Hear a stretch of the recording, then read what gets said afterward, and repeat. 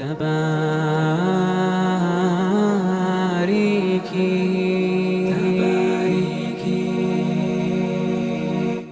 few years later, you got 3 or 4 kids of your own. Along the road, you're still thinking, what do I do? How did I drop the ball?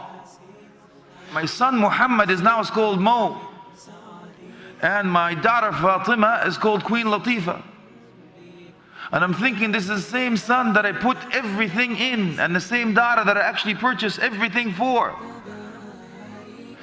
They wear the hijab in front of you. As soon as they leave the house, the hijab goes off, the makeup goes on, the perfume goes on, the high heels, the bling bling.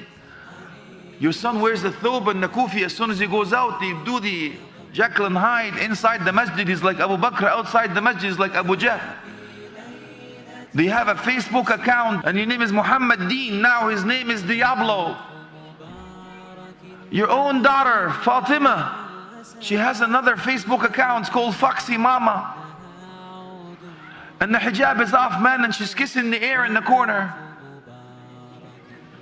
Will Allah subhanahu wa ta'ala hold me accountable on Judgment Day for the son and the daughter that I have, that I lost control totally over? But you're still wondering, what happened? Our Master, give us the gift, hablana, give us the gift that you didn't expect.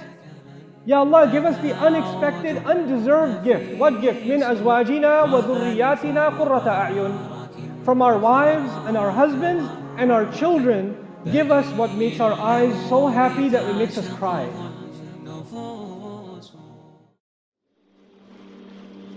So we're going to give you some practical examples. Build a bridge from the past for a better future, inshallah. And how you can be a practical parent. You'll find out, my dear brothers and sisters in Islam, the key starts with you. And I usually talk to the brothers first. Weren't you the one to go and knock on the sister's door and ask for her hand in marriage? Wasn't she the fertile ground that you were told that you will plant the seed in? And then you get the fruit of that beautiful tree to be your children. So if you go back, you'll find out it's all about you, akhi. How were they raised? Oh, they were raised very well. French immersion school, private school. They drank tea, pinky up, posh posh. And they wore osh gosh bigosh, oh my gosh.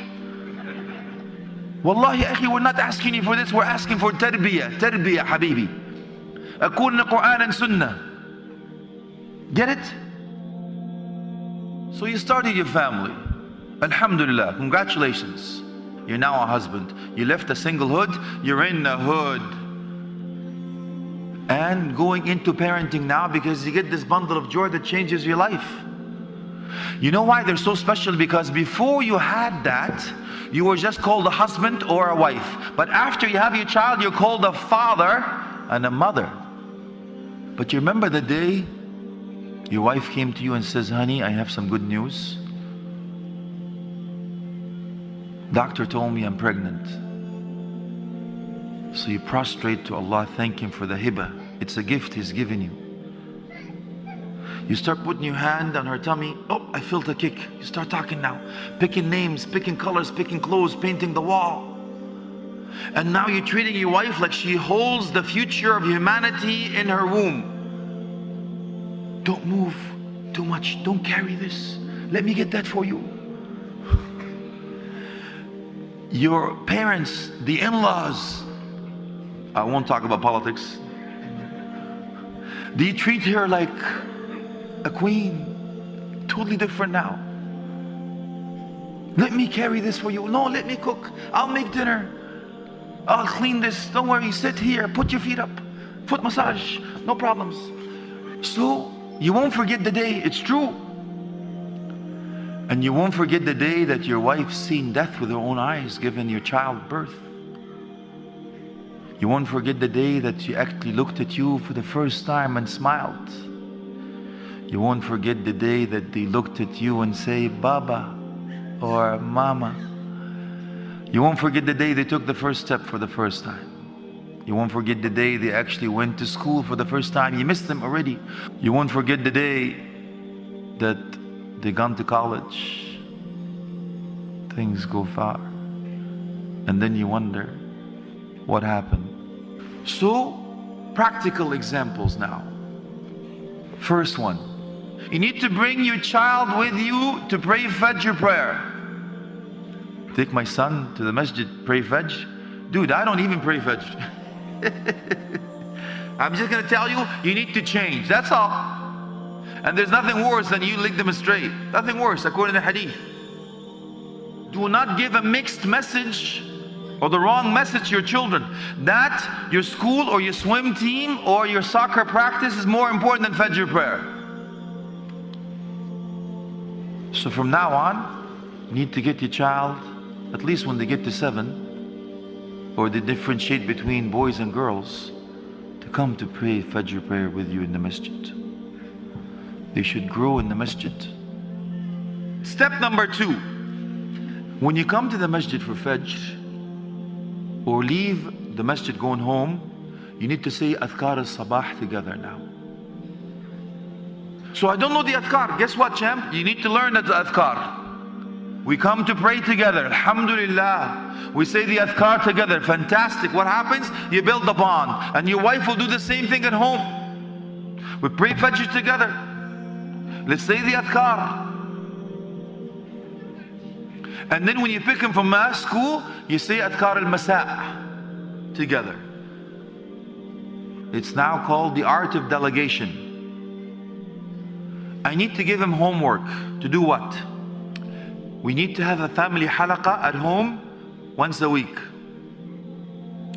My son, you are going to teach us this verse next week. You have 1 week to prepare for it.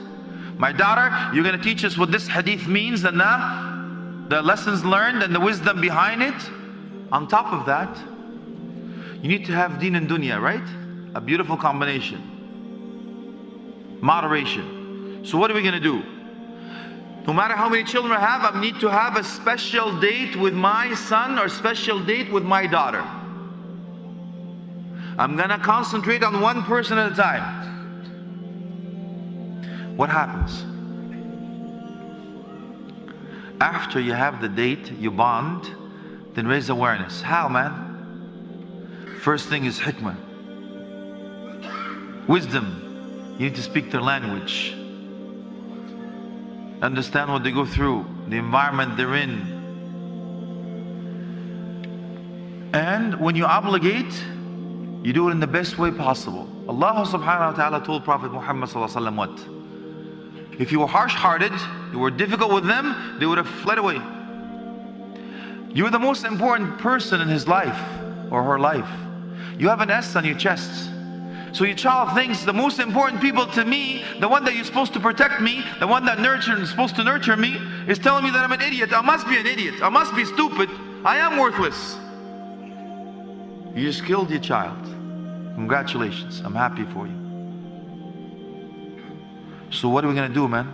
We're going to change from now on. Honey, I love you. But your behavior is unacceptable. That's a major difference. You need to differentiate between the person and the action. From now on, it's not you. I love you, but your behavior is unacceptable. Major difference. And from here on in, you're going to say, Dr. Fulan, Engineer Fulan, Hafid Fulan, or Qari Fulan, or Alim Fulan, or Sheikh Fulan, or Lawyer Fulan, so and so. You're going to put it on their door. It's a major visual effect that will actually stick in their mind and heart and soul. You raise them such that they are successful. They're meaning something. They are worth a lot. They are the world to you. Now, as they grow, you need to use the 21 theory, which means the first 7 years, you nurture them. Give them all the TLC you want, all the tools they need. The second 7 years, you give them the rules and regulations, what to do, what not to do, what is halal and what is haram. The third 7 years, you befriend them. That's the teenage years. Because it's too late by then. Spend time with your children before you have to spend time with your children. You know where? In the hospital, in prison, in the rehab center, or in the morgue. Take your pick. Which one do you want? You know the story of the man that didn't see his son much? His son goes up to him after he came from work. He says, "Dad, how much do you make an hour?" He says, "Get away from me." The son goes to turn around in tears, walk away from his father. The father realizes he made a mistake. He goes back. "Sorry, son, I make $10 an hour."